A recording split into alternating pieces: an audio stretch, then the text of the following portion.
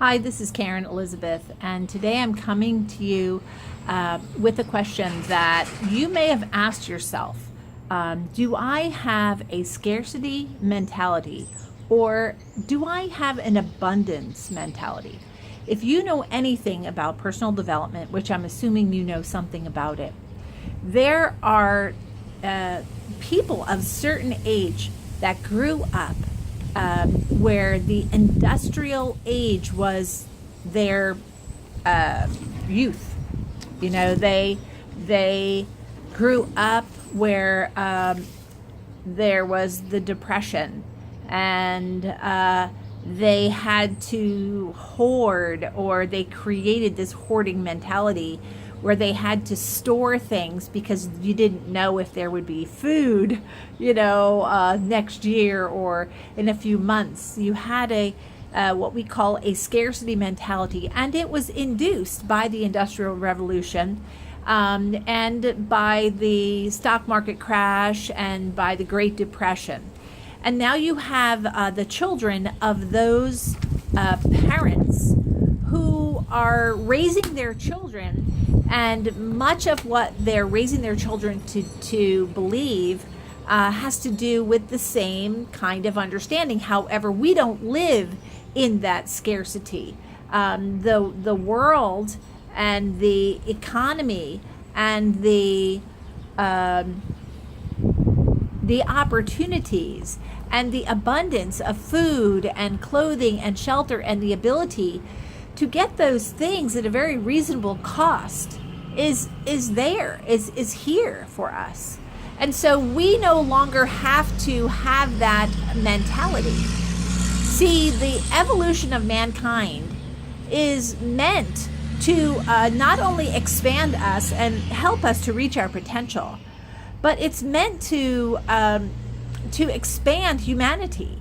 You remember in Miss Congeniality, in that one line where Miss Congeniality says, I really do want world peace. That is a worthy goal, that the world be at peace and that all mankind dwell in harmony with each other. And when there is a trauma, when there's a time of shock and trauma in a society, people begin questioning themselves, and even 9/11 triggered, I'm sure, many people who were second guessing what they were doing with their life, and they began more on this idea of personal development. So I realized that those are obstacles. That's an obstacle that could become an opportunity for us to grow and expand as human beings, to be more loving, to be more serving. And the only way for us to really serve well is to know and understand how to do that with ourselves. If we have a scarcity mentality, then we are going to be cautious and fearful and worried in us. Therefore, what we are going to give out in service to others is, well, I'll help them only if it's going to benefit me, because the preoccupation is preserve self. And we can kind of get free from that if we will adopt what we call an abundance mentality. And we have an opportunity, depending on your age. If you're a young person, you may have already have these things in place. It's the baby boomer generation that is really having to experience the most transition. Those of like my 88 years old parents and so forth, they are, the Industrial Revolution, that time period in life is the way they live. I mean, my own mom, she'll buy something and then she'll save it. She won't use it right then. She'll just save it, put it in the closet for like down the road. And I think to myself, why don't you just use it? You bought it. But it's because of that mentality, like I have to save it for later in case. And that's scarcity. So if you're experiencing that, I would encourage you to learn a little bit more about an abundance mentality, what that is. And in reading The Eighth Habit by Stephen Covey, he has a really good explanation. So let me explain to you what an abundance mentality actually means and see if you have it. And if you don't have it, you might ask yourself, why am I not looking at my life in more abundance? And Where am I falling short in my life? Because what's happening is, with a scarcity mentality, as you'll find out, it's based on competition, and we don't have to live that way.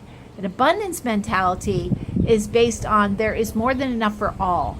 And in our society, we've proven that with so much abundance, especially in the U.S. So let me read this.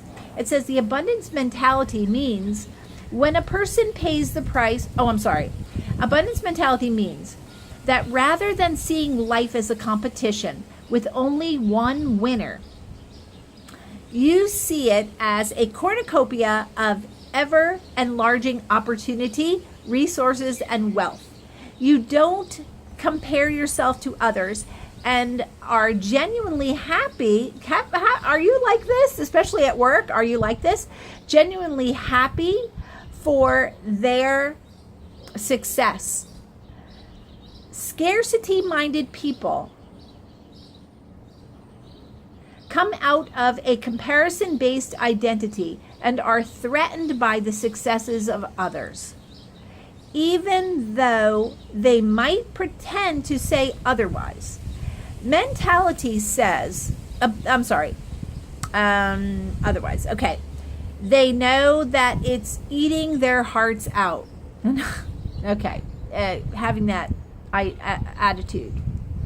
Those with the abundance mentality see their competitors as some of their most valued and important teachers.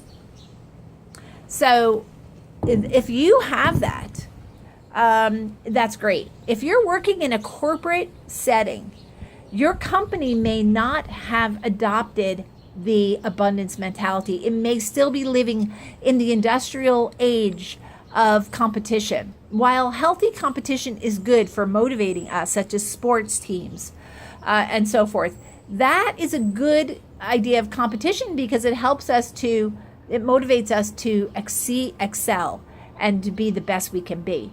But in a corporate setting where there is a lot of competition, that industry or that company is still in the old school mentality. In The Eighth Habit by Stephen Covey, he addresses this idea of the new habit of a person and a company, a business, who can formulate a mission and a vision that is abundance for all. And it's possible. So I want you to think about that. Start with you. Check to see if you have an abundance mentality. Do you? Are you thinking well of others? Are you leading your life by competition in the corporate setting? In other words, if I give to them, if I give to them, then I have less, which is just a lie. Okay, that's part of that trauma that happened from the Great Depression that people reacted to. They were not in that idea of abundance at all. Now, those that could see that were the ones that were able to succeed in that time period because they didn't look at the world as a competition. They saw it as opportunity. So you can have that too. We can all live an abundance mentality, and by doing so, you're helping yourself and you're helping others and you're serving society. So there's more to this, and if you're interested in learning more, I'd be happy to coach you and help you to create a mission for yourself, to create a vision for yourself, because it's so important. We learn this in the Master Key Experience class, which is going to be coming up in September. If you'd like more information on that, please go to my website, KarenElizabeth.com / it's Master Key Experience, and check that out. Check that page out.